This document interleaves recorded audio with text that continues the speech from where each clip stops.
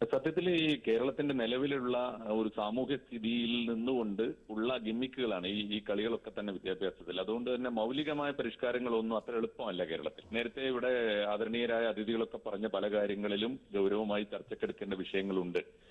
അതിലൊന്ന് അതിരാവിലെയാണ് കുട്ടികളുടെ, ഞാൻ അറബ് രാജ്യങ്ങളിലൊക്കെ അതിരാവിലെയാണ് കുട്ടികളുടെ സ്കൂളുകൾ ആരംഭിക്കുന്നത്. അത് രാവിലത്തെ ഒരു സമയം, ഉച്ചവരെ വലിയ വെയിൽ ചൂടാകുന്നത് വരെയുള്ള ഒരു സമയം ഏറ്റവും നല്ല സമയമാണ്. പക്ഷെ അത് കേരളത്തിൽ കൊണ്ടുവന്നാലുള്ള പ്രശ്നങ്ങളുണ്ട്. അതേ സമയത്ത് നമ്മൾ ഓർക്കേണ്ട കാര്യം, ഇവിടെ ഇപ്പോൾ ഈ 15 മിനിറ്റിനോട് വിയോജിക്കുന്ന മതസംഘടനകൾ പോലും, ഇപ്പൊ സമസ്ത ആകട്ടെ, മുജാഹിദ് പ്രസ്ഥാനങ്ങളാകട്ടെ, ജമാഅത്തെ ഇസ്ലാമി ആകട്ടെ, ഈ മുസ്ലിം സംഘടനകളൊക്കെ തന്നെ CBSE സ്കൂളുകൾ നടത്തുന്നുണ്ട്. അത് രാവിലെ ഇപ്പോ എയ്ഡഡും അൺഎയ്ഡഡും ആയിട്ടുള്ള സ്കൂളുകളുണ്ട്. ആ സ്കൂളുകളൊക്കെ രാവിലെ 8 മണിക്ക് 7:30 മണിക്കൊക്കെ കുട്ടികളെ ഒരുക്കി പറഞ്ഞേക്കാൻ യാതൊരു മടിയുമില്ല.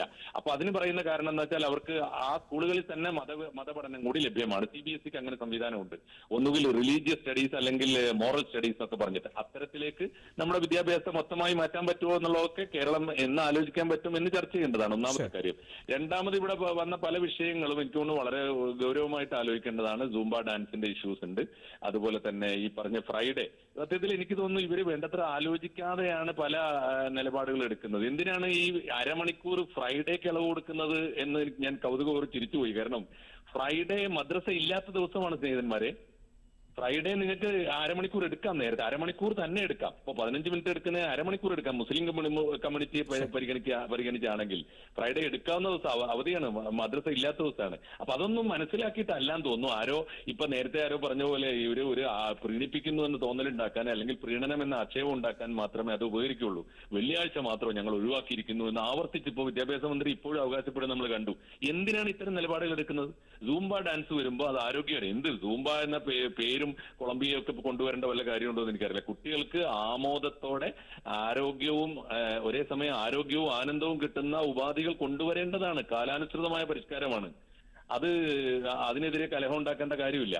അതുപോലെ തന്നെയാണ് എല്ലാം. ഈ വിദ്യാഭ്യാസ രംഗത്തെ എല്ലാ പരിഷ്കാരങ്ങളും കുട്ടികളെ ഊന്നിയായിരിക്കണം, കാലത്തെ ഊന്നിയായിരിക്കണം. അപ്പൊ അതിന് നമ്മുടെ കേരളം പോലുള്ള ഒരു സാഹചര്യത്തിൽ 2-3 അപകടങ്ങളുണ്ട്. അത് എല്ലാവർക്കും അറിയാലോ. ഇവരൊക്കെ ഈ വലിയ നമ്മളിപ്പോ പ്രതിഷേധിക്കുന്നവർക്കൊക്കെ അറിയാം.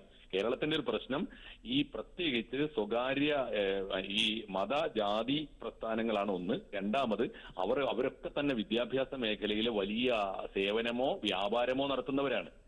ആ മാനേജ്മെന്റുകളെ ഒന്നും തൊട്ട് കളിച്ചുകൊണ്ട് ഒരു ഗവൺമെന്റിന് ഒരു പരിഷ്കാരവും സാധ്യമല്ല. നമ്മൾ വിദ്യാഭ്യാസ ബില്ല് തൊട്ട് നമ്മൾ അനുഭവിച്ചതാണ്. അതുകൊണ്ട് എളുപ്പമല്ല. അത്തരം കാര്യങ്ങളൊക്കെ നമുക്ക് തീർച്ചയായിട്ടും വിശദമായി ചർച്ച ചെയ്യേണ്ടതാണ്. ഇപ്പോ വെക്കാനുള്ള കാര്യം, ഇപ്പോ വന്നിരിക്കുന്ന കാര്യം ഇത്രയേ ഉള്ളൂ. ഈ 15 മിനിറ്റ് ചർച്ച ചെയ്ത് സമയം കളയേണ്ട യാതൊരു കാര്യമില്ല. എനിക്ക് തോന്നുന്നു മുഖ്യമന്ത്രിക്കാണ് നിവേദനം കൊടുത്ത് മുഖ്യമന്ത്രി വിളിക്കട്ടെ എന്നാണ് ഇപ്പൊ ഈ ബന്ധപ്പെട്ട കക്ഷികൾ പറയുന്നത്. മുഖ്യമന്ത്രി വിളിക്കും. സംഭവിക്കാൻ പോകുന്ന ഇതാണ്, 15 മിനിറ്റ് കൂട്ടാൻ ഞങ്ങൾ പരിശ്രമിച്ചു, അതുകൊണ്ട് പുരോഗമനവാദികൾ ഞങ്ങളുടെ കൂടെ നിൽക്കണം. അതാ ഈ മതയാഥാസ്ഥിക സംഘടനകളുടെ ആരോപണം അല്ലെങ്കിൽ അവരുടെ പരാതി പരിഗണിച്ചിരിക്കുന്നു, അവരെയും ഞങ്ങൾ പ്രീതിപ്പെടുത്തിയിരിക്കുന്നു. അത്തരത്തിലുള്ള ഒരു നിലപാടാണ് ഉണ്ടാവാൻ സാധ്യതയുള്ളത്. ഇത് പക്ഷേ എളുപ്പമാണ്. ചർച്ച ഏതാനും ദിവസങ്ങൾക്കുള്ളിൽ തീരാനുള്ള കാര്യമേ ഉള്ളൂ. പക്ഷേ നേരത്തെ ഇവിടെ പലരും പറഞ്ഞതുപോലെ ഈ 15 മിനിറ്റ് അല്ല കേരളത്തിലെ വിദ്യാഭ്യാസത്തിൽ ഗൗരവമായി ചർച്ച ചെയ്യുന്ന കാര്യങ്ങൾ.